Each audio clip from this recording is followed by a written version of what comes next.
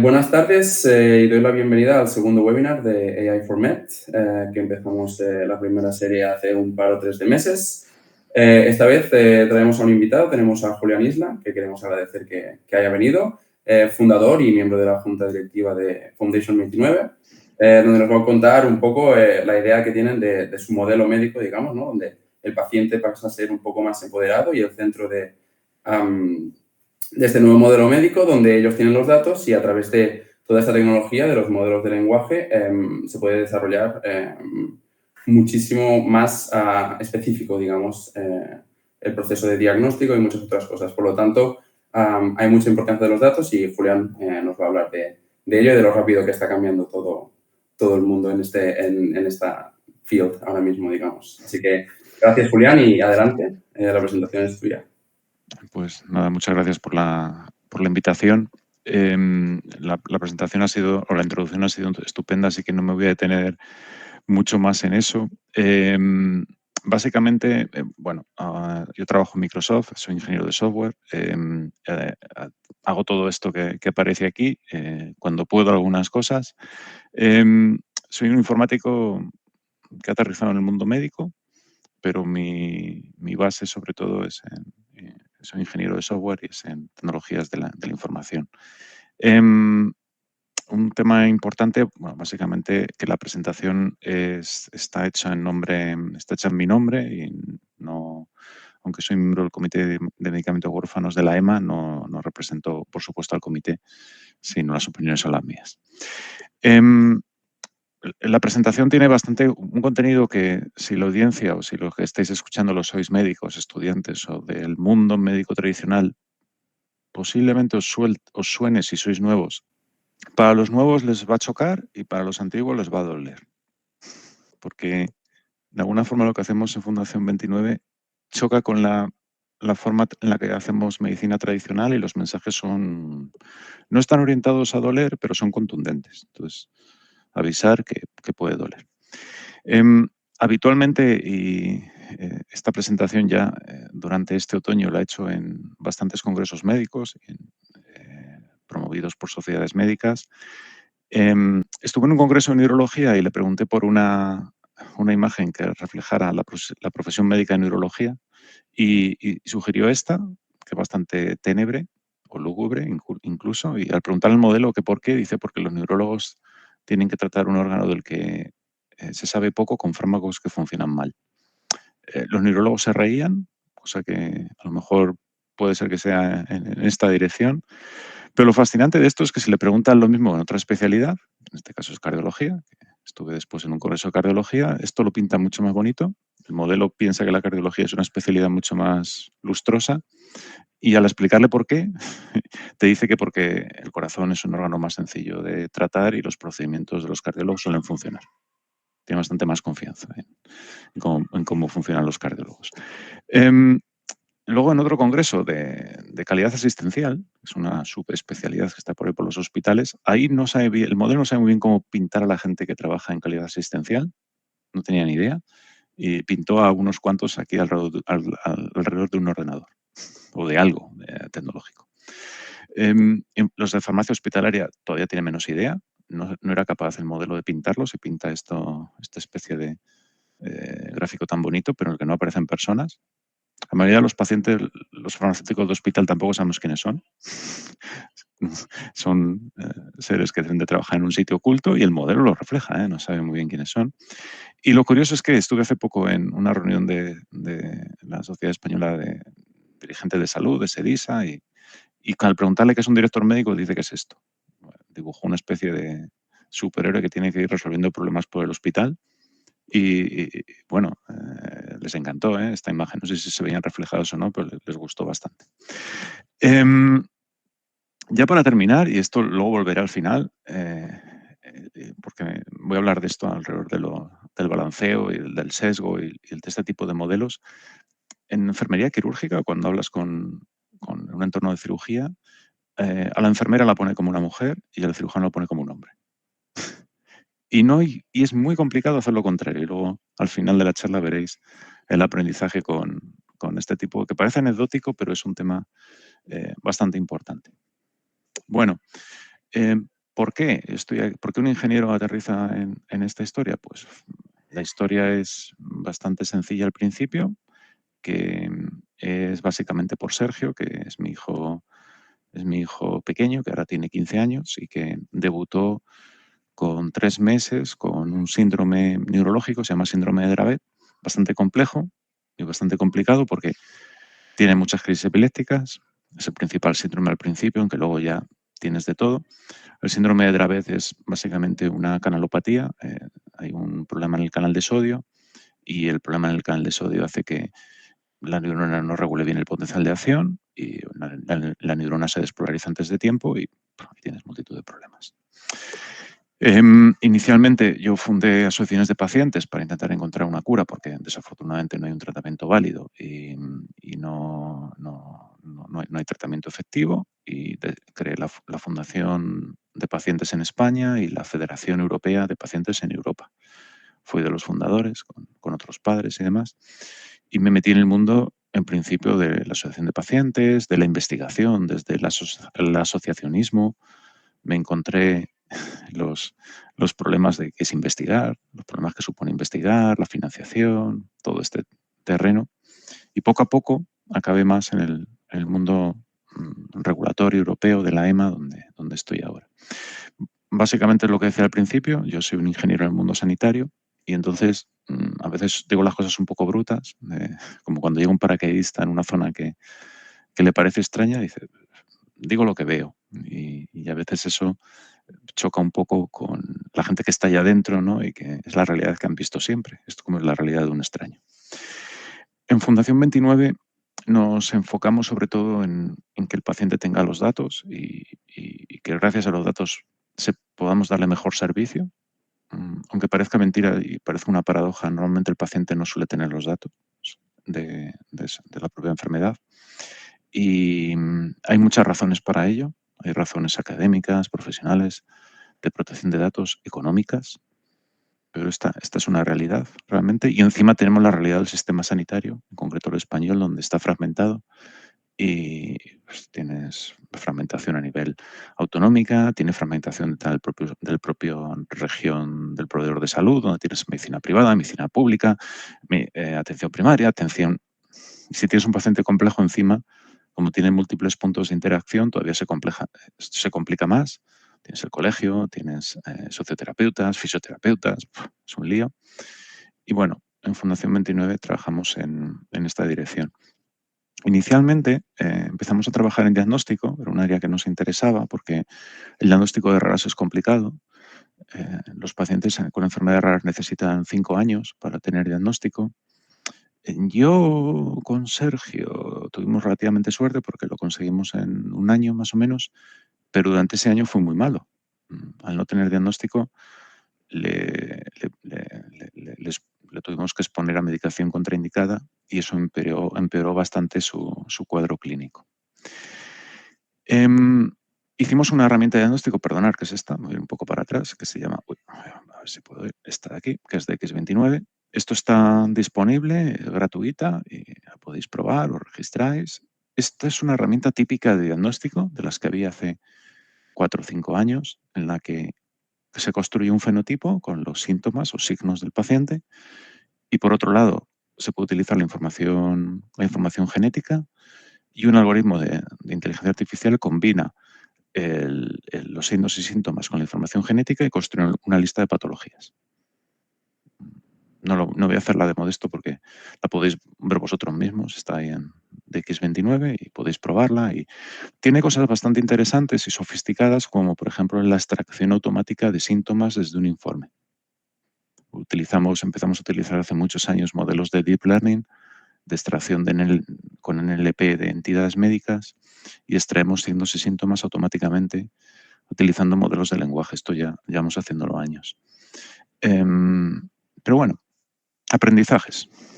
Lo importante, ¿no? Esto ya funciona y está funcionando.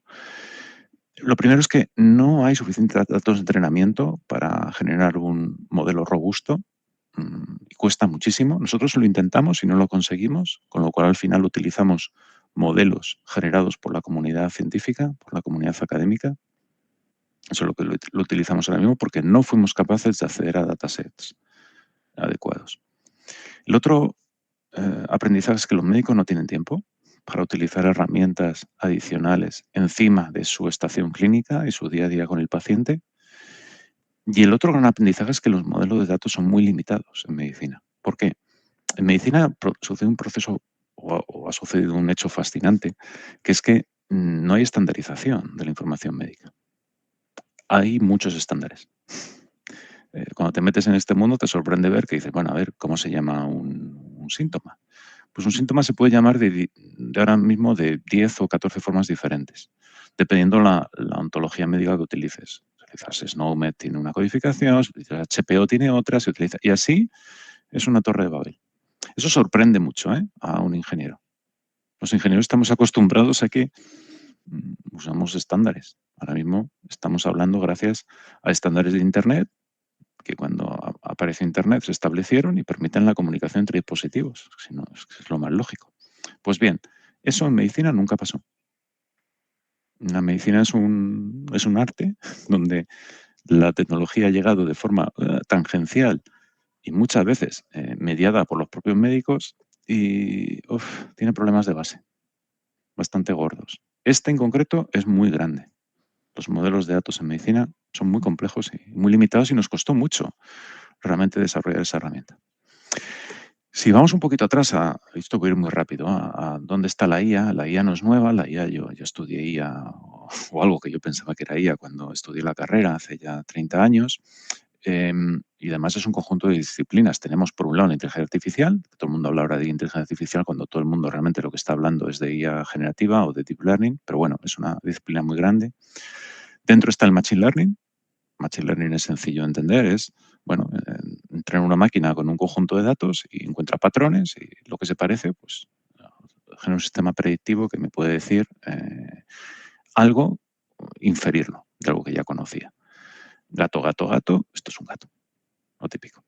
El deep learning apareció para sacar a la inteligencia artificial de un momento en el que hubo pocos avances. De hecho, había tan pocos avances que tiene un nombre, se llama el invierno de la IA, un periodo ahí de unos años donde avanzó poco, realmente. Yo creo que fue en los años 90 o los primeros años de este siglo, el siglo XXI, hubo pocos avances relativos, pero de repente apareció el deep learning, aparecieron las GPUs, las famosas tarjetas gráficas, las de los videojuegos, y eso disparó el avance, porque las GPUs permiten multiplicar matrices de forma muy rápida y en paralelo.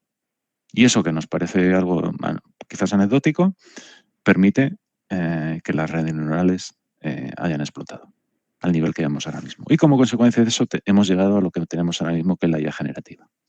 Las GANs, las redes generativas de hace unos años ya, que inicialmente empezaron con imágenes, pues bueno, hubo empresas que se destinaron recursos a utilizar estas redes generativas en entornos lingüísticos, entre ellos OpenAI, súper famosos, y ellos han provocado la gran revolución que vemos ahora mismo, en la que tenemos una inteligencia artificial que ya no está diseñada para una tarea específica, perro, perro, perro, esto es un perro y no sé hacer más, o poco más, a algo como GPT-4 o los modelos de lenguaje de GPT o Llama o BART o todos los que habéis visto, que te permiten hacer IA a escala.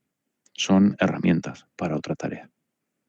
Y al tener herramientas para otra tarea, ha generado esta explosión y el potencial que veis, porque, bueno, básicamente por primera vez tenemos algo que a los humanos nos parece cercano a nuestra cognición y la forma en la que pensamos, actuamos y trabajamos. La forma en la que lo explicamos ahora mismo es que es algo parecido a una calculadora lingüística o buscando el símil de cuando aparecieron las calculadoras matemáticas. Antes los cálculos matemáticos había que hacerlos a mano. Y recordáis ahí los contables de las películas, ¿no? Con los brazos ahí haciendo cálculos a lápiz, pues aparecieron las calculadoras y luego los ordenadores y revolucionaron la computación. Y ahora ha aparecido algo que revoluciona el lenguaje. Y como el lenguaje es nuestra herramienta, estamos en este momento en el que los que estamos metidos en este mundo, noviembre de ahora cumplido ChatGPT un año, en noviembre del año pasado, cuando apareció ChatGPT, es para mucho lo que diferencia el pasado del futuro. Yo en concreto, yo recuerdo ver ChatGPT, yo llevo viendo el trabajo de OpenAI desde GPT-2 o GPT-1, el primer modelo, hace ya, creo que fue esto por el 2019, 2018, que sacaron el primer modelo, que estaba en un playground, que bueno. Pero OpenAI cometió el acto de atrevimiento de ponerlo como un chat conversacional y eso disparó la aceptación y la popularidad. Por eso este momento, ahora cumplido un año, lo consideramos bastante importante y lo que habéis visto es la consecuencia de este proceso. Un ejemplo muy rápido para que veáis el estado del arte donde está ahora mismo es algo que hace 3 meses no se podía hacer y ahora ya parece casi rutinario, que es básicamente subir una imagen, por ejemplo, a GPT-4. La grabación es un poco antigua, ahora la interfaz ha cambiado un poco, pero en esencia es lo mismo, donde yo aquí seguro que lo habéis visto ya, era muy novedoso cuando salió, pero ahora ya es bastante sencillo. Puedes subir una imagen médica, como puede ser un informe de una analítica y preguntarle que te haga una interpretación. Voy a avanzar un poquito, ¿veis? Explícame este informe y la interpretación que hace es, pues virtualmente ahora mismo, perfecta. Todavía hay gente que piensa, sobre todo influido por GPT 3.5 y los primeros modelos de lenguaje, que los modelos de lenguaje actuales inventan cosas, hacen alucinaciones y todo esto, pero ya veréis cómo poco a poco eso se está eliminando y cada vez los entendemos mejor y somos capaces de controlarlos, de ponerlos en railwords, en raíles de seguridad para que no hagan alucinaciones y realmente se ciñan a lo que queremos que hagan. Lo veis, el resultado es muy bueno, realmente no se le puede reprochar nada. En esta dirección, cuando pasó esto, en Fundación 29, claro, nos planteamos, ostras, nosotros hemos estado... La herramienta que os he contado antes de diagnóstico, tardamos en desarrollarla unos 3 años. 3 años, ¿eh? Un equipo de 3, 4 personas haciendo pruebas, bueno, iterando, lo típico desarrollo. 3 años. Cuando aparecieron los modelos de lenguaje y ya se pudieron acceder mediante APIs, el año pasado, yo creo que esto fue por marzo o algo así, hicimos este experimento, lo llamamos experimento, que podéis verlo ahí, de xgpt.app, ahí se puede probar, donde intentamos ver si el modelo de lenguaje podía valer para diagnóstico. Y nos salió esto, que es de XGPT, que podéis probar que está activo, donde virtualmente lo que intentamos hacer es utilizar un modelo de lenguaje, en este caso GPT-4, en Azure, para ver si se puede utilizar para el diagnóstico. Pedimos que el usuario nos introduzca un prompt. Aquí podéis ver uno de los que viene como ejemplo, que este sería en concreto el de Sergio, antes del diagnóstico. Es muy sencillo, es que no es un prompt muy complicado, no es una historia clínica larga, no tiene anamnesis, es muy sencillo, es una frase virtualmente, pero a partir de la frase, y sorprendentemente el modelo es muy potente y es capaz de generar muy buenos resultados. Tan buenos resultados que en las pruebas sintéticas que hacemos de las 200 enfermedades raras con mayor prevalencia, consigue encontrar la respuesta correcta aproximadamente en el 80 y tantos por ciento de los pacientes, un ratio muy alto. Cuando tienes el modelo de esta característica, luego le incorporamos nueva funcionalidad, como pensar que te explique por qué el paciente tiene eso o qué pruebas diagnósticas deberías hacer. Aquí en concreto te dice las pruebas diagnósticas, incluso el gen, o incluso que te ayude a hacer diagnóstico diferencial, que es lo que está haciendo ahora, sugiriéndote posibles síntomas que chequear, que es esto de aquí. Aquí podrías chequear síntomas adicionales y volver a llamar a GPT-4 y que te sugiera posibles enfermedades.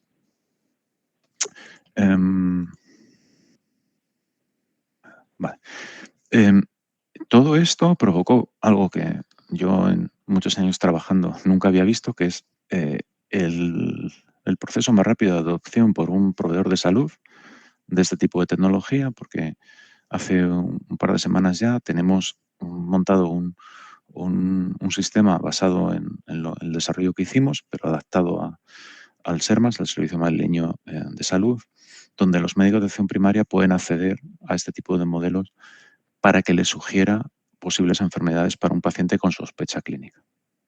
No es una herramienta médica, es decir, no te dice que el paciente tiene X, sino te ayuda a pensar en esa dirección y a sugerirte alternativas. Y en el entorno de atención primaria es un buen entorno para probar, pues porque el diagnóstico se suele hacer en especializada, y aquí lo que hace el médico de primaria es decir, ojo, tengo una sospecha, ejecuto la herramienta me da estos posibles códigos diagnósticos, lo incorporo en la historia clínica y lo derivo a atención especializada al hospital, con una sospecha clínica ya en firme. Que es lo mismo que harían ellos, sin nada. Es decir, los pacientes de primaria cuando derivan al hospital, inician el proceso, dicen ellos qué enfermedad puede ser, la escriben y ya está. Aquí es más sofisticado porque le ayudamos a que esa descripción sea más amplia y tengas 5 candidatos. Y encima explicando por qué, que se lo hace el sistema. Ahora mismo la evaluación que estamos haciendo no es clínica, es una evaluación de usabilidad y ver si este tipo de herramientas es útil y si las sugerencias que proporciona tienen sentido. Y el feedback que estamos teniendo es bueno, las valoraciones están alrededor del 4, entre una escala de 1 a 5, es bastante alto. Y en general el feedback que estamos teniendo es positivo. Pero, claro, teniendo en cuenta que lo desarrollamos en marzo, lo estabilizamos en un par de meses, mayo, y que ya empezó en noviembre, es la adopción más rápida que yo he visto en 15 años en este mundo. El objetivo fundamental de esta charla es levantaros el interés, sobre todo, y la alerta, sobre todo intentando explicar que esto no es una tecnología más. No es como el metaverso, no es como blockchain, no es un bla, bla, bla. Esto llega ya, ¿eh? Y es diferencial. No es otra cosa más. Este mensaje lo voy a repetir varias veces porque hay que ser, es rotundo. Y también un poco voy a explicar cómo, esto es una opinión personal, cómo van a cambiar los trabajos, sobre todo los vuestros, o los que hacéis o los que haréis en esta dirección. Me explico. A mí me gustan mucho los aviones. De hecho, hace años me saqué una licencia de piloto, que es esta de aquí, que he perdido porque por la enfermedad de Sergio no he tenido que dejar de volar, pero bueno, la conservo caducada. La recuperaré, ¿eh? Y siempre me ha fascinado la relación entre la aviación y la medicina. Y diréis, tampoco hay tanta. Y bueno. Esta foto a los médicos les hace mucha gracia, porque algunos se ve reflejado aquí, sobre todo en los congresos de cirugía, esto triunfa. Los cirujanos se ven aquí reflejados en este tipo de fotos. Y es como era la profesión del piloto en los años 70, 80. Era un tipo muy bien pagado porque hacía un trabajo muy complicado. Era tan complicado que tenía que volar aparatos como este. Este es un Constellation, un avión que cruzaba el Atlántico.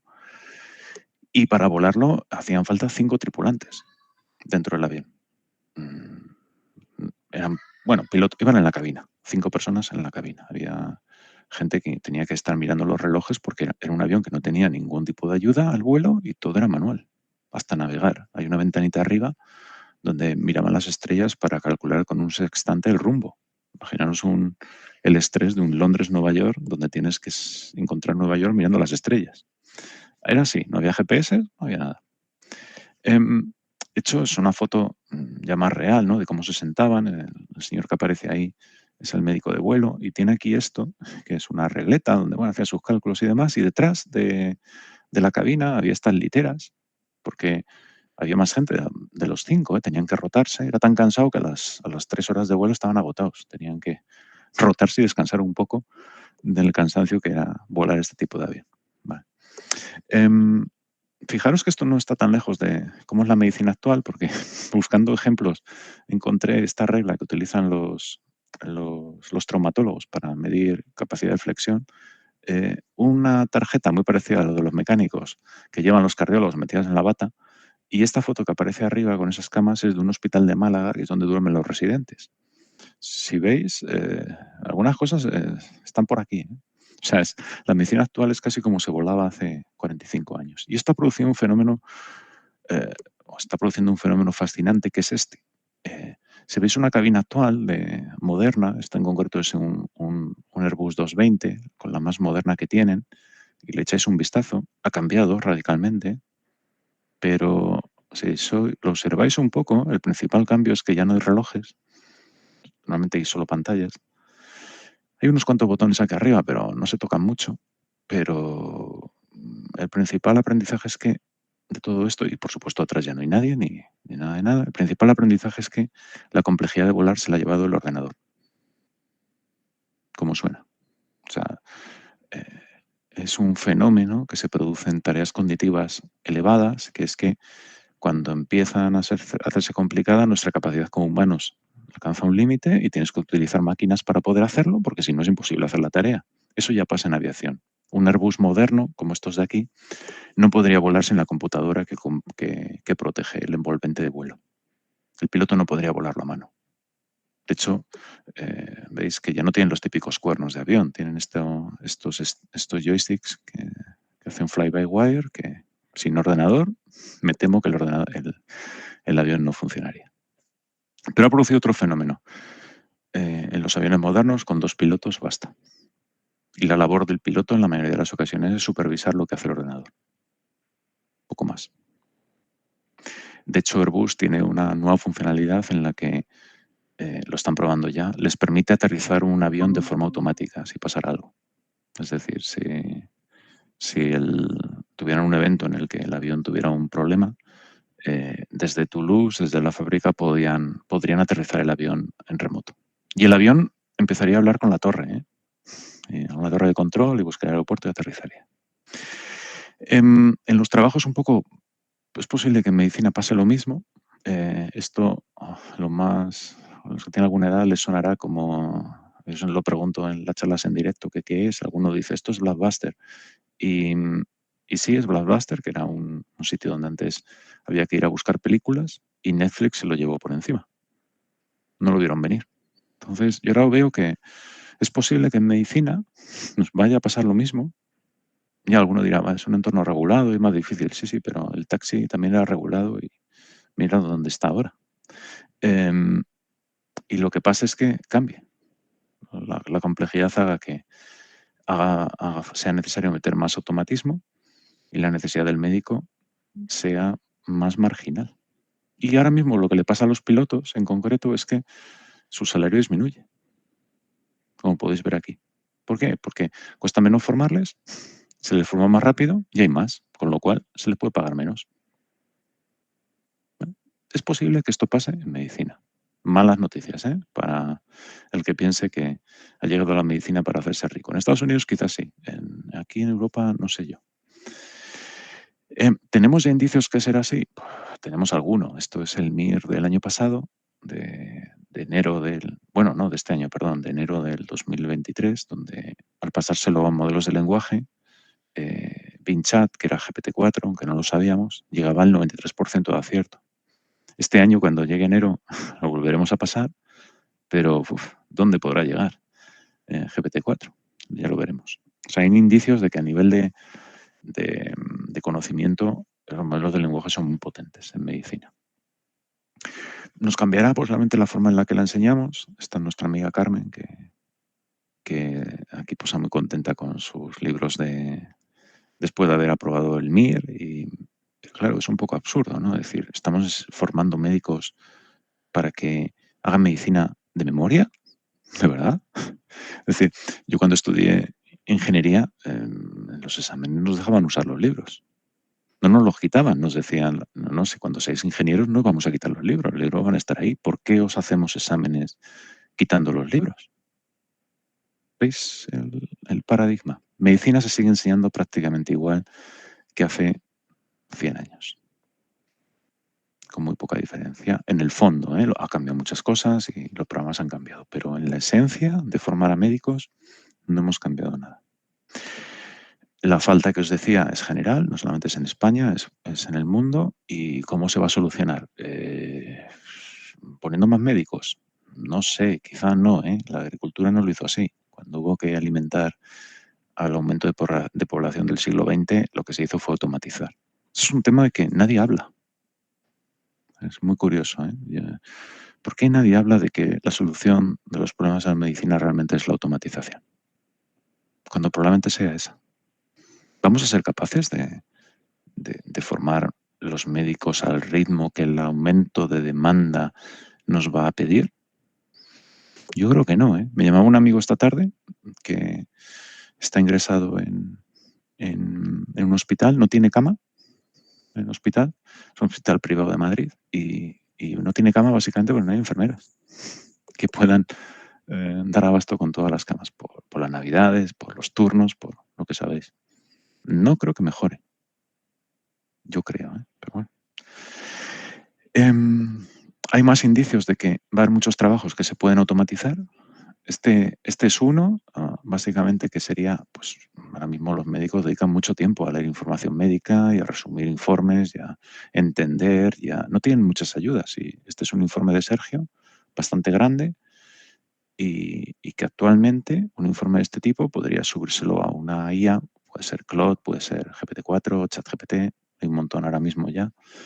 Pedirle que haga un informe, veis aquí, hace un resumen de este paciente y evidentemente la IA es capaz de hacer un resumen a un nivel de muy alta calidad. ¿Por qué no? Llegará un momento en el que los médicos no tengan que leer páginas y páginas de informes, sino que la información pueda venir por aquí. Más usos. Claro, cuando tenemos este tipo de herramientas también puedes hacer cosas que ahora mismo no haces, como es dar al paciente informes que entienda. Si viniera un marciano a vernos sin ninguna experiencia y le contáramos, bueno, la Tierra es un sitio donde si tú eres un paciente y vas al hospital, te van a dar un informe explicando lo que te ha pasado y lo que te han hecho y no vas a poder entenderlo, que es lo que nos pasa, porque le damos al paciente informes que son para otro profesional, no son para ellos. En la charla yo siempre cuento que esto es como si yo voy a casa de uno que no sepa de informática y le digo, bueno, que tiene que cambiar el router porque tiene que pasar de IPv4 a IPv6 y cambiar la máscara de su red y segmentar la red. En medicina lo damos por hecho. Se lo damos al paciente, a correr. Bueno, pues ahora mismo ya tenemos los modelos de lenguaje que son capaces de ponerte en escenarios innovadores, como sería coger este informe. Este es uno de Sergio, en concreto hecho por la gente de La Paz, bastante bien hecho con mucho cuidado, pero que evidentemente tiene terminología médica de un electroencefalograma, una prueba para medir actividad eléctrica en el cerebro. Y básicamente lo que le pido en este caso a Claude es lo mismo, subir el informe y decir que haga un resumen, pero para que el paciente lo entienda, no para que lo entienda el médico. Y hace un resumen muy bueno. De hecho, fijaros que se piensa que yo soy el paciente, en este caso como si fuera Sergio, y tengo 15 años y me lo explica como si fuera un chaval de 15 años. De hecho, me dice, hola, soy el doctor Claude, así en plan muy dramático. O sea, muy en plan, bueno, para que un chaval adolescente o un niño lo pueda entender. Pero fijaros si yo le digo, mira, es muy infantil, el informe tiene que ser para el padre, tiene que ser para mí. El modelo entiende el cambio de intención y te hace un resumen más para que el paciente lo entienda. Perdón, los padres en este caso, ¿veis? Cambiando el tono y cambiando. Esto se podría utilizar y dejar de dar informes que el paciente no entienda. Ya esto está en herramientas dentro del espacio europeo y de datos y se podría utilizar. Más.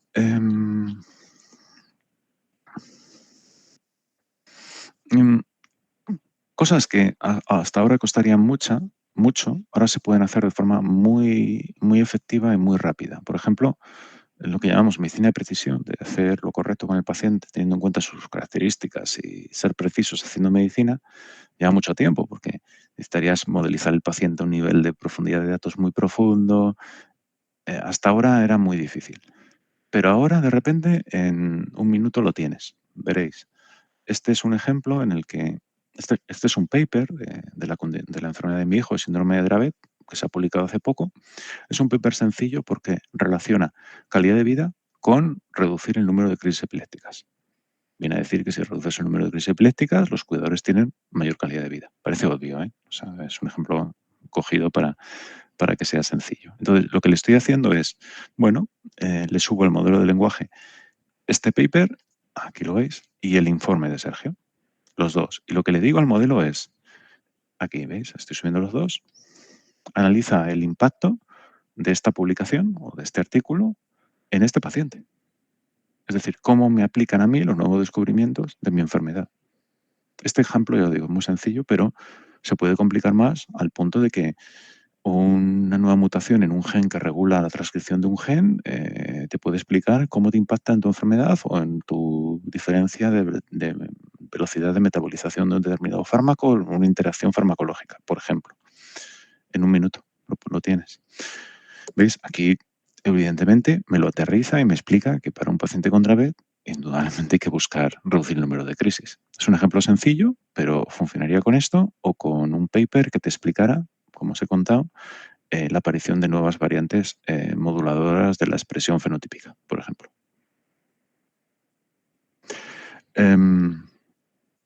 Esto no pasa ahora mismo. Si hay un nuevo descubrimiento del síndrome de Dravet en concreto que podría impactar a mi hijo, nadie lo mira. Nadie. A lo mejor, bueno, los neurólogos que son muy amigos y ya llevan muchos años, pues a lo mejor le ponen un poco más de mimo y a lo mejor pero en general no se mira. Tenemos millones de pacientes con condiciones, miles de publicaciones cada día. ¿Mira a alguien a esos pacientes cómo le aplica lo nuevo que se está publicando? No creo, en general. Algunos sí, afortunadamente, pero en general no. Es un poco de locos, ¿eh? Este marciano que os decía antes alucinaría con esto. A la vez que los modelos te valen para hacer mejor medicina, claro, también te pueden valer para moverse en el terreno de lo que es casi un medical device y sistemas mucho más complejos. Veréis, aquí lo que voy a hacer es, a partir de ese informe que os enseñaba antes, hacerle algo mucho más sofisticado y atrevido, que es que me diga cómo tengo que cambiar los fármacos. Es lo que haría el neurólogo. Aquí le digo, haz un análisis de los fármacos que toma Sergio y dime si se podría hacer un ajuste. Es una pregunta clínica total y en competencia con lo que haría el humano. Y pues ya no es sorprendente, hace un trabajo perfecto. Hace el cálculo de los fármacos que tiene, que está en el informe, y hace la extrapolación con las dosis máximas y me dice las recomendaciones del nivel terapéutico objetivo donde podría llegar. Esto en farmacología de neurología, la neurología se aplican fármacos en epilepsia buscando toxicidad, básicamente, y es una herramienta muy potente porque la puedes utilizar para cosas muy sofisticadas, ya os digo, rayando casi lo que sería un medical device. Dice, vale, has utilizado ejemplos a lo mejor muy generales y poco específicos.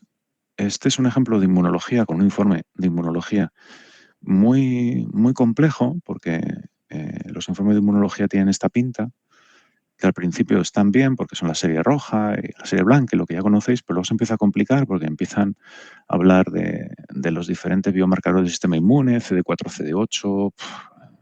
Ni un médico normal sería capaz de leerte o interpretarte un informe de inmunología, porque tiene mucho dato y muy específico, necesita un especialista.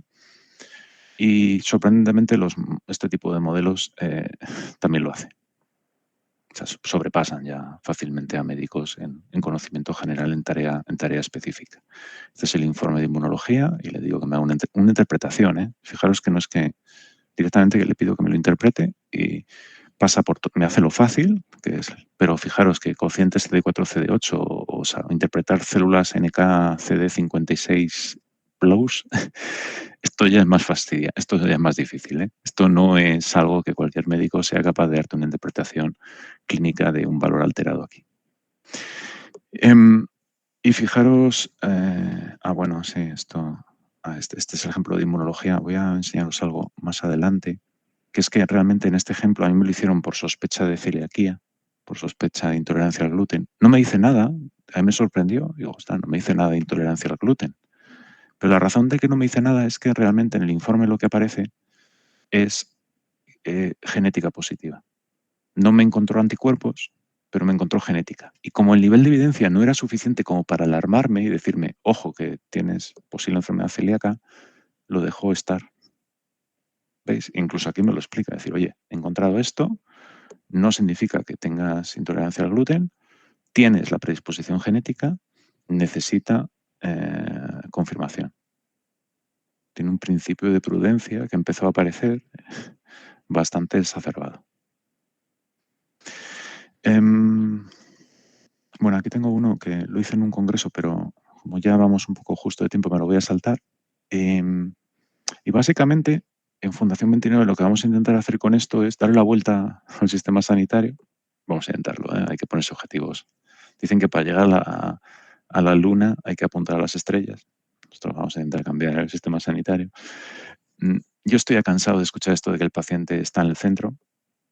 No, no nos engañemos, no está en el centro. El paciente está en el suelo.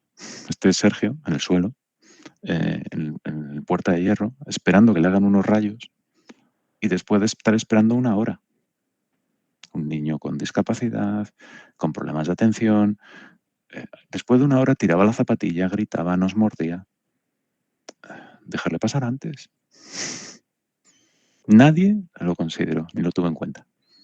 ¿Y tengo que estar escuchando que el paciente está en el centro? No. Estamos en el suelo. Otro ejemplo. Hospital La Paz de Madrid. Julio del 2023. Le van a hacer esta prueba, un electroencefalograma. Toda la noche. Hay que estar toda la noche metido ahí en el hospital. Y él no puede estar solo. Nos quedamos con él. ¿Qué hay para que duerman los padres? Una silla. Y cuando le dije a la enfermera, oye, ¿dónde dormimos? Dice, en la silla. Digo, ostras. Dice, bueno, pero digo, es que somos dos. Nos cogemos uno a otro y cojo a mi mujer en brazos. Dice, bueno, los padres lo que hacen es cogerse unas mantas y dormir en el suelo. Otro ejemplo. Cuando el paciente no está en el suelo, está el cuidador. Hospital La Paz, Comunidad de Madrid, Salud Digital 2023. El paciente a dormir al suelo. Informes médicos, en papel. Estos son los de Sergio. ¿Dónde están? Debajo de mi debajo del televisor. Tengo algunos antiguos, algunos tengo en PDF, pero ¿se utilizan? ¿Alguien está extrayendo conocimiento de ellos? Yo creo que no. Tanto que cuando tienes una enfermedad como la que puede tener Sergio, donde tienes que apuntar las crisis epilépticas, cuando yo le dije al neurólogo hace muchos años, ¿dónde apunto las crisis? Me dijo, en un papel. Yo, para llevar el registro de crisis de Sergio, ahora mismo no tengo nada. Lo apunto en esta página web de unos padres americanos, que funciona fenomenal, pero me he tenido que buscar la vida. Los fármacos. Esta es la hoja de control de fármacos que llevo yo. Porque si no, cada visita al médico era, ¿cuánto pesa Sergio? Y sacaba la calculadora el pobre ahí. Digo, ostras, te vas a equivocar, déjalo. Lo hago yo ya en Excel y me lo llevo a cada visita. Él no tiene nada de esto, En Selene, creo que lo tienen en Hospital Puerta de Hierro, Madrid. No tienen nada. Lo llevo yo.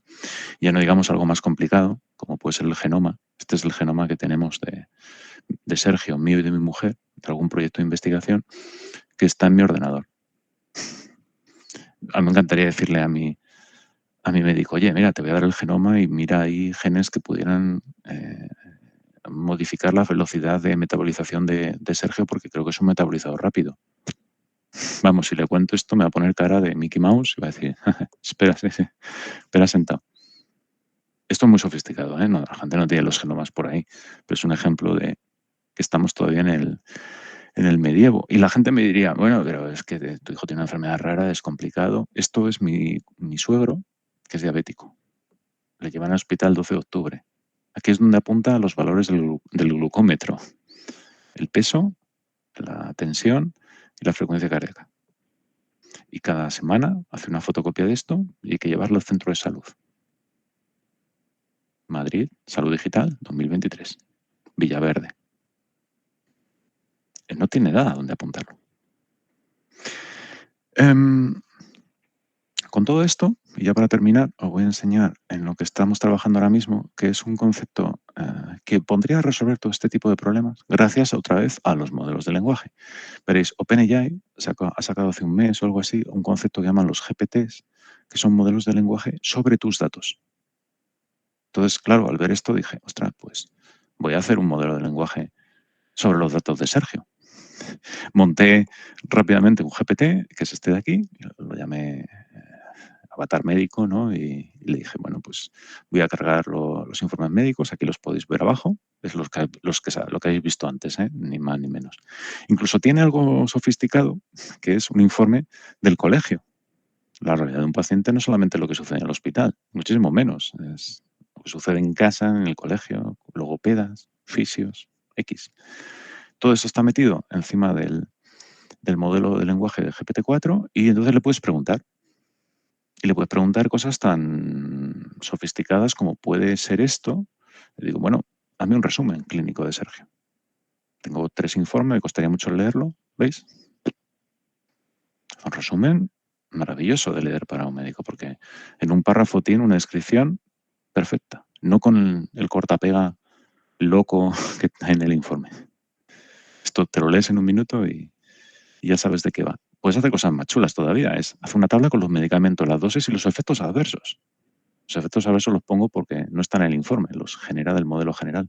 Fijaros. Modelo de lenguaje más mis datos, nada más. No hay fine-tuning, no hay nada de nada. Y ya claro, cuando estás así dices, tienes escenarios muy locos, ¿no? Por ejemplo, imagínate, soy el cirujano que voy a operarle de escoliosis. No es el caso, pero en el supuesto, ¿no? ¿Qué tengo que tener en cuenta?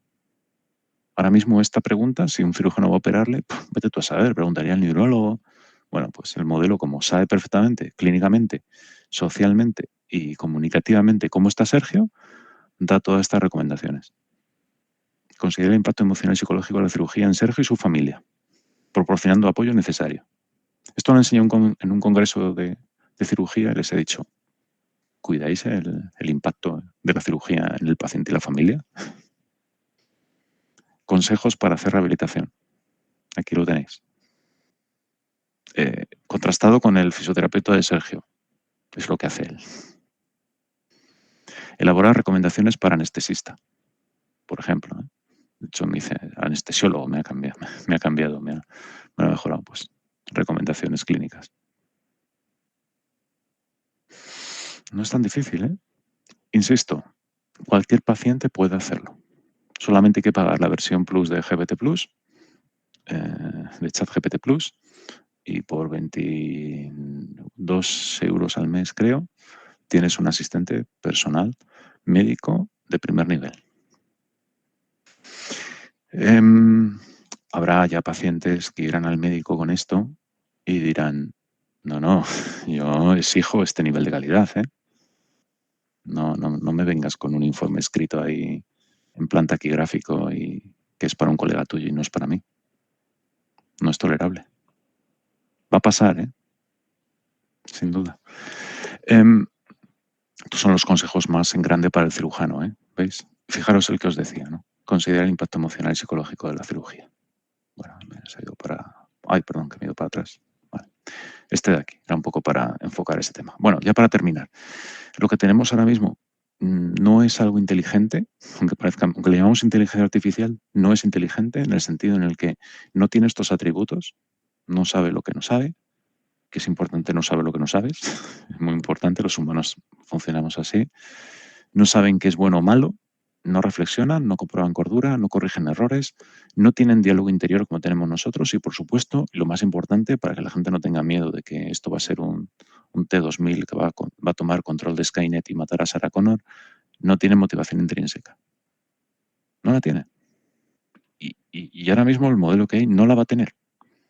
Ahora mismo. Todos los miedos infundados en que la IA va a tomar son infundados. De lo que hay ahora mismo. Pero este mundo es muy cambiante y no quiere decir que dentro de un año aparezca algo y empiece a tener atributos de este tipo. Pero lo que hay ahora no. Para dejar las cosas claras. Otro tema importante. La gente dice, ya, pero ¿y si se equivoca? ¿No? La típica pregunta. Es que esto aparece en todos los congresos. ¿Y si se equivoca? Digo, vale. ¿Y ahora mismo? ¿Y si el médico se equivoca? Porque con Sergio el médico se equivocó, ¿eh? Pensó que era una epilepsia focal cuando era un síndrome de Dravet. Le dimos oscarbamazepina, que es un bloqueador de canal de sodio, que está contraindicado en el síndrome de Dravet. ¿Me protegió a alguien, o a mí, o a Sergio, o al médico de tomar una mala decisión? ¿Quién se preocupó de eso? Es decir, cuando tenemos un sistema que acierta en un 80-90%, pues enfoquémonos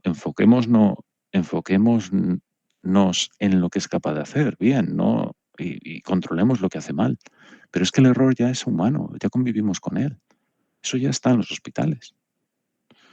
Yo le preguntaba a un médico grande, de un hospital de Madrid, el 12 de octubre, ¿cuántos errores cometéis al día? ¿Cuál es la tasa de error? Y me decía, pues no tengo ni idea. Fijaros, tenemos una ciencia, llamamos ciencia, pero ya os digo, ciencia no es, donde no sabemos los errores que cometemos cada día. El marciano seguiría alucinando. Y luego otro fenómeno que nos está pasando es que, claro, a la IA le pedimos que acierte el 99%. ¿Y al humano? Nos da igual. No tiene sentido. O sea, no tiene sentido pedirle más a una máquina que a un humano. De hecho, esta comparación es mala, porque a nosotros, como nos gusta ver la IA, es en la combinación de hombre-máquina. En un humano que se apoya en una máquina, no un humano contra una máquina. La máquina sola quizá no tenga tanto valor como la combinación de los dos, que es el escenario que nos gusta. Humano ayudado por máquina, que es donde hemos evolucionado como sociedad. Las calculadoras, los ordenadores, los coches, los aviones, las herramientas nos han potenciado. Pues esto debería ir en la misma dirección. Y para terminar, simplemente el tema de los sesgos, lo que os comentaba antes, fue imposible, esto para un congreso de enfermeras, por supuesto, la enfermera la dibuja ante esta pinta bastante guapa y en un entorno bastante estereotipado. Cuando intenté hacerlo al revés y que la enfermera fuera un varón, me costó muchísimo. Solo llegué a esto y tiene un error bastante claro, porque cualquiera que sepa de códigos médicos sabe que los enfermeros no se ponen un fonendo en el cuello. Eso es de los internistas. Eso es básico de saber cómo es el mundo médico. Pues no había forma de quitarle el atributo del fonendo, fijaros. No hubo forma. El modelo se agarraba a que el personaje masculino era el de poder de una forma. Bueno, yo digo, este modelo no ha visto las facultades de medicina últimamente, donde el 90% son chicas. El mundo médico va a ser femenino. El de poder no lo es todavía. Solamente hay que ver los jefes de servicio de los hospitales que no están muy balanceados. Y ya está. Esto es simplemente para terminar. Esto es lo que hacemos en Fundación 29. Trabajamos en todo esto, nos lo pasamos muy bien. Ahora mismo nos ha venido una herramienta maravillosa. Lo que antes nos costaba hacerlo años, ahora lo hacemos en una tarde. Y bueno, y los programadores también les ha pasado lo mismo. O sea, si a mí me preguntáis hace 2 años si una IA podía sustituir a un programador, yo habría dicho que no. Era una tarea muy difícil y ahora mismo el 60% del código que los programadores escriben en Visual Studio lo está haciendo GitHub Copilot. Se hace automáticamente. Y de nuestras herramientas que hacemos, muy buena parte son generadas por una IA también. Trabajamos en todo esto. Ahora mismo trabajando en un copiloto, en un navegador para el paciente, donde podamos meter la información y no solamente el paciente, sino también el médico tenga un sistema experto donde poder preguntarle cosas y ofrecer todo este tipo de servicios nuevos y que pueda valer para que los pacientes estén mejor tratados y los médicos puedan hacer mejor su trabajo, fundamentalmente. Y ya para terminar, simplemente recordaros que también tenemos un podcast que se llama Pondo y Ambulancia, donde mi compañero en el podcast, el doctor Carlos Macías, que él es médico, es director médico encima, un médico dirigiendo hospitales, hablamos sobre medicina y tecnología. Y yo creo que ya ha sido una hora justa. No sé si tenéis alguna pregunta.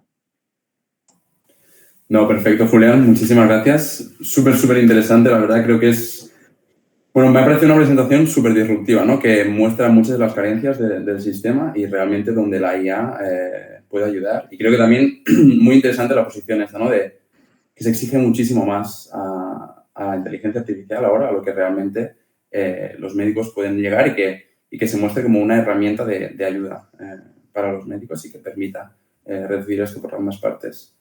Pero yo si quieres sí que, bueno, como comentábamos, la idea era que ahora hubiera un poquito de espacio para preguntas. Yo si te va bien, tengo algunas preguntas por aquí preparadas Sí. que podemos ir comentando.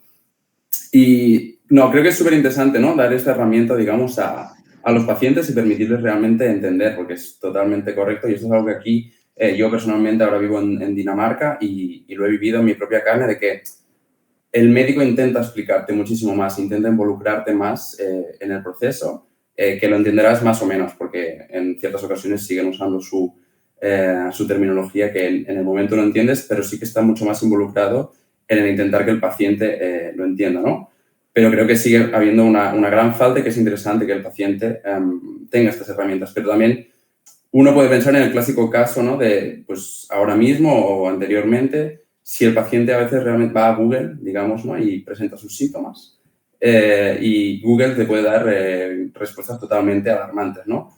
Mi pregunta es cómo, porque yo entiendo que esta herramienta está usada, como comentabas, ¿no? De ayudar al paciente y que siempre haya un médico involucrado, ¿no? Pero cómo evitamos que quizás los pacientes acaben haciendo un mal uso de esas herramientas o un uso que no es sin involucrar a un profesional, digamos. Bueno, yo creo que probablemente la respuesta es compleja y tiene bastantes ángulos. Yo, cuando me hacen esta pregunta, siempre pregunto, ¿qué le impide ahora a un paciente irse a Google y buscar cualquier tipo de información y que aparezca ahí? ¿Quién se lo impide? Nadie. Es decir, ya está pasando. Muchas veces lo que decimos, no, pero es que, ¿qué podría pasarse? Y cuando decimos el que podría pasarse, es que ya está pasando. Entonces, pero bueno, habiendo dicho eso, sí que es importante que, sobre todo para pacientes vulnerables, porque no todo el mundo, no todos los pacientes tienen el mismo nivel cultural, ni la misma capacidad de comprensión, y tampoco las mismas, el mismo amortiguador emocional como para asumir una mala noticia. Yo creo que en el terreno médico sí que es importante que los resultados de una IA puedan estar respaldadas por la observación humana y la supervisión humana. De hecho, la IAT, la ley de inteligencia artificial, que ahora mismo ya ha llegado a un acuerdo por la Comisión Europea y veremos en los siguientes meses, habla de sistemas de alto riesgo donde la intervención humana es necesaria y posiblemente ahora mismo a nivel regulatorio iremos en esa dirección. Es posible. Y en los sistemas que traten de temas de salud y sobre todo que puedan dar información de este tipo, posiblemente sea necesario, a nivel regulatorio, la supervisión de un humano. Que también abre una paradoja importante, ¿no? Porque necesita un humano que por lo menos tenga el mismo nivel que la IA para poder supervisarla. No sé, es que fijaros la paradoja, ¿no? Es decir, ostras, sí, pero si tienes una IA que responde preguntas del MIR a un 99% de precisión y vas a poner un humano que el MIR lo hizo hace 20 años, no sé cómo vamos a lidiar con eso, honestamente. No tengo ni idea. Porque veo una paradoja difícil de asegurar ahí. Pero la realidad es que los pacientes ya lo hacen. Los pacientes en general no son tontos, en el sentido de, es que hay mucho sentido paternalista en la medicina, de, no, es que el paciente, yo esto lo he escuchado, no, pero el paciente no lo va a entender. Ostras, no lo va a entender si no se lo explicas. Si ya asumes que no lo va a entender, posiblemente nunca la entienda. Pero bueno, no tengo una respuesta muy precisa. Yo creo que será un terreno donde haya que explorar y experimentar y entre todos encontrar soluciones, aunque no sean óptimas, se acerquen a lo más probable que pueda ayudar o a preservar la evaluación beneficio-riesgo, que es el principio básico por el que hacemos medicina. Perfecto. Y mira, me va perfecto justo que hayas comentado el IA Act, esta nueva ley que, digamos, la Comisión Europea está intentando desarrollar, porque justo ayer tuvimos una charla aquí en mi grupo de investigación donde una compañera pues miró, digamos, los distintos documentos e intentó sacar la información más relevante, ¿no? Y se comentaba que, bueno, ya lo comentamos nosotros, que está bastante abierto, es muy difícil, ¿no? Definir algo súper específico porque decía, por ejemplo, que el modelo sea suficientemente, tuviera suficientemente accuracy, ya ahí entramos, es que es difícil, ¿no?, definir ciertos conceptos, y que no se preveía que se implementara hasta 2026. Entonces, realmente que llegará a que tenías que subir tu modelo a una base de datos de Europa, tuvieran que venirte a hacer auditorías y que realmente comprobar que todo estaba correcto. Entonces, quería preguntarte, en base a esto, viendo que Europa siempre es bastante pionera en intentar marcar límites a la tecnología y a la inteligencia artificial, ¿cómo crees que esto afectará? Porque, digamos, viendo cómo va esto de rápido, o sea, en 3 años, probablemente lo que ahora está cerrando esta ley, puede ser que en 3 años ya realmente no aplique. O sea, ¿cómo ves si será posible que en algún momento la ley llegue a tomar el ritmo al desarrollo de la tecnología? Yo soy bastante, no soy muy optimista en esta dirección, fundamentalmente porque cuando te mueves, nosotros tenemos bastante experiencia en temas regulatorios, sobre todo en temas de GDPR y en datos. En Fundación 29 hemos trabajado mucho en eso, hemos generado frameworks que permiten la compartición de datos para investigación, hemos hecho mucho trabajo, nos ha dado un premio la Agencia Española de Protección de Datos, o sea, hemos trabajado mucho en esa dirección. Y lo que te dicen los juristas y los expertos es que, y es algo que habréis escuchado, ¿no?, la regulación va detrás de la realidad, siempre. ¿Pero qué sucede? Y aquí tenemos un fenómeno que nunca se había producido, que la realidad corre mucho. Como tú decías, ¿no? Es que, ostras, cuando se hizo la AI Act, la primera, el año pasado, no existían los modelos de lenguaje, de hecho no aparecían los modelos fundacionales que llaman ahora. Lo llaman modelos fundacionales, que también habría que definir qué es un modelo fundacional, pero bueno, lo llaman así. Y lo llaman así porque no saben muy bien cómo llamarle, porque también yo creo que no sé, tiene que tener expertos, lógicamente, que asesoren a la comisión en estos temas, pero que a veces cuando tú lees los textos dices, se han quedado viejos. Es mi sensación, ¿eh? Entonces, no sé si nos van a valer cuando la realidad corre mucho más. Y luego hay otro fenómeno que a mí me inquieta profundamente, que es que yo como ciudadano quiero tener la responsabilidad de elegir. Quiero decir, quiero asumir los riesgos. Es decir, y el ejemplo perfecto es la GDPR, la GDPR. La GDPR es un invento europeo que podemos estar mayor o menor en contra, pero que, bueno, regula el uso de datos. ¿Y qué ha pasado? Que cuando se hizo, como no se hizo con una implementación adecuada y no había herramientas, lo que ha quedado es que cuando vas a una nueva web tienes que ir a un wizard donde dices, sí, acepto, no sé qué, y la gente pasa de todo, no lee nada, y sí, déjame que se vaya y quiero ver el contenido, y me da igual. ¿Cuánta gente lee? Perdón, la mierda que ponemos encima de las páginas web para ser rigurosos con la GDPR. A la mayoría de los ciudadanos les da igual. Les da igual. Y luego en el tema de salud existe otro problema todavía más grande, que es lo que os decía antes, evaluación beneficio-riesgo. Es decir, mi hijo, Sergio, tiene 15 años, no habla, lleva pañales, le tengo que dar de comer. A mí, la protección de datos suyas, en vista a una futura posible empleabilidad, me da igual, porque él tiene un riesgo vital. Es decir, los riesgos que yo puedo correr, porque la información personal suya estén por ahí circulando por la red, son mínimos comparado con un riesgo vital, que mi riesgo es que un día aparezca sin respirar. Entonces, eso la ley no lo contempla. Yo lo que echaría en falta es que haya un mecanismo que permita incorporar la preferencia del ciudadano en el uso de sus datos y en el uso de cómo las herramientas le pueden ayudar para que haga una evaluación del riesgo, del beneficio y si le compensa o no. Porque el problema es que hacemos un café para todos. Es decir, si yo estoy sano y no tengo problema de salud, ¿permitiría que mis datos fueran a un sistema de predicción de un anticuerpo monoclonal en cáncer? Pues probablemente no, porque el beneficio, bueno, si soy altruista y quiero y demás, pues quizás sí, pero en general no. Pero ostras, si tengo un proceso oncológico avanzado, si me puede aportar algo, pues, seguro que sí.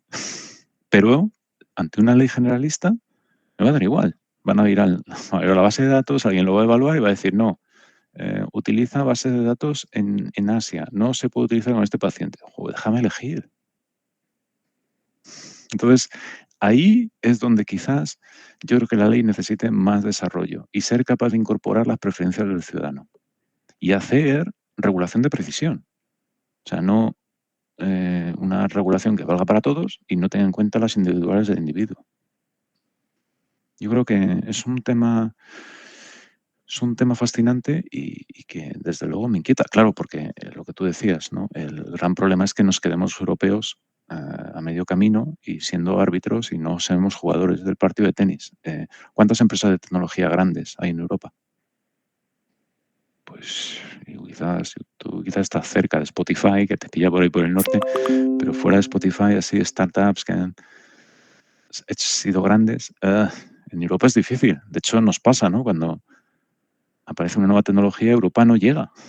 Tienes que utilizar VPNs para escaparte porque Europa se considera un entorno muy regulado y muy peligroso. Y luego tiene una consecuencia fundamental, que puede matar la innovación. Claro, si tú eres una pequeña empresa y tienes que asumir mucho riesgo regulatorio, en medicina quizá no te metas nunca, porque el riesgo es muy alto. Y se van a meter las empresas grandes. Entonces, equilibrar eso. O si tú eres una empresa, una startup europea, pues igual te interesa irte a China, a empezar allí. Vas a empezar mucho más fácil.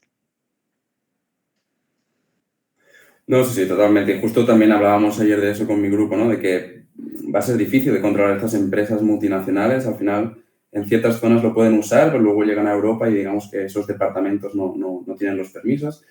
Así que yo creo que también va a dar bastante juego y vamos a ver cómo se implementa.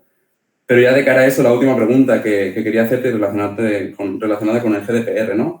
Comentabas al principio de tu charla que os costó muchísimo encontrar bases de datos y ese es el gran problema de estos modelos. Necesitan una gran cantidad de datos y cuesta encontrar estas bases de datos porque tienen que pasar por procesos de desanonimización y es muy complicado realmente encontrar algo que se te valide y que se te permita, o sea, si es complicado a nivel de investigación, algo a nivel comercial, es aún más complicado, ¿no? Entonces, mi pregunta era, ¿crees realmente que llegaremos en algún punto donde se podrá tener de estas bases ya nacionales o regionales, lo que sea, o que tengamos estos recursos que podamos desarrollar a partir de ahí?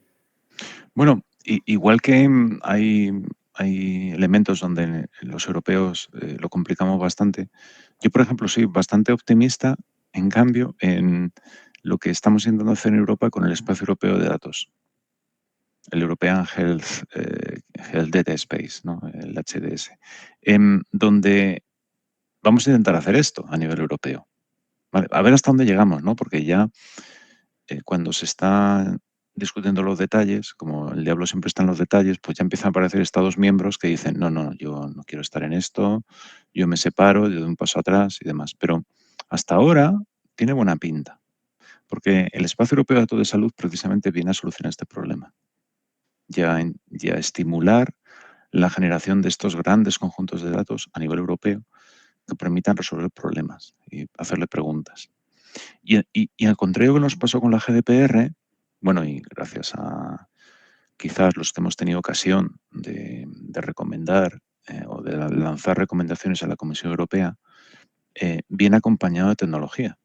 Es decir, el espacio europeo de salud viene acompañado con la generación de un wallet del ciudadano europeo, técnicamente hablando, o sea, será un wallet que tendrá unas especificaciones donde tú podrás almacenar tu información y esa información esté en un entorno descentralizado a nivel europeo. Eso existe en los planes de la Comisión Europea. Entonces, los planes están ahí. Y en este tema en concreto de grandes volúmenes de datos, afortunadamente creo que en este caso sí, la Comisión Europea va en la dirección correcta, desde mi punto de vista. Y el gran miedo que tengo aquí es que no vayamos a una y que empiece a aparecer notas disonantes en los Estados miembros. Por ejemplo, cuando compramos vacunas con la COVID-19 fue un gran esfuerzo de los ciudadanos europeos en conjunto y nos permitió tener vacunas muy pronto. Hicimos compras conjuntas y llegamos a muchos millones de personas, salvando muchos miles de vidas. Eso fue gracias a un esfuerzo europeo. A ver si conseguimos que en este problema de los datos trabajemos todos a una, en la misma dirección y no empiezan a aparecer notas discordantes, que sería el gran riesgo. Pero si todo avanza en la dirección que la Comisión Europea pretende, las señales son positivas. Perfecto. Bueno, veamos a ver si no hay dificultades técnicas, aparte también de las dificultades de los países y todo eso, porque ya sabemos, como comentas, ¿no? Al final, cuando todo suena muy bien y cuando se llegan los detalles es cuando empiezan a haber los problemas. Sí. Pues nada, yo lo dejaría aquí, que ya tenemos una horita. Sí. Sí.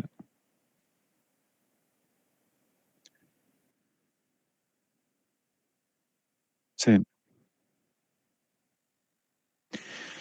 Sí, sí, sí, afortunadamente sí. De hecho, cuando nació el piloto con la Comunidad de Madrid, ya estábamos hablando en paralelo, en concreto con CatSalut, el Servicio de Salud de Cataluña, que estaban interesados en una herramienta parecida, pero ahora ha subido de nivel y lo que estamos haciendo es intentar llevarlo a nivel de ministerio. Hay un proyecto que hoy en concreto, además, 21 de diciembre se ha aprobado en el Consejo de Ministros o en el Consejo Interterritorial, perdón, que es dotarlo de la financiación para el proyecto de redes de datos para enfermedades raras, que se llama Proyecto Únicas. Ya tiene la financiación y como parte de ese proyecto, una de las conversaciones que tenemos con el Ministerio de Sanidad es que además de una red de datos a nivel nacional, tenga una cartera de servicios digitales comunes.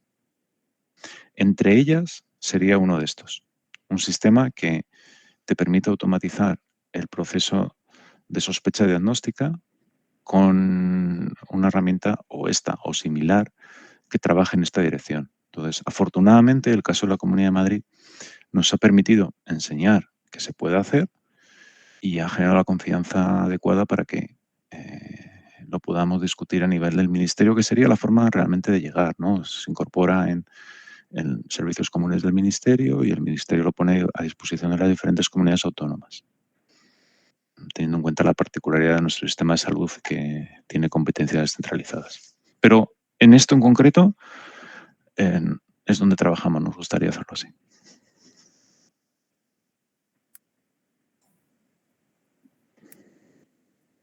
Perfecto.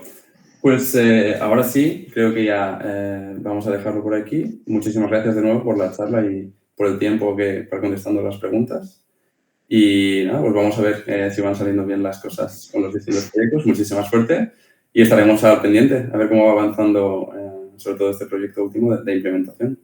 Nada, muchas gracias a vosotros. Un abrazo y feliz Navidad y feliz Año Nuevo. Gracias igualmente. Hasta luego.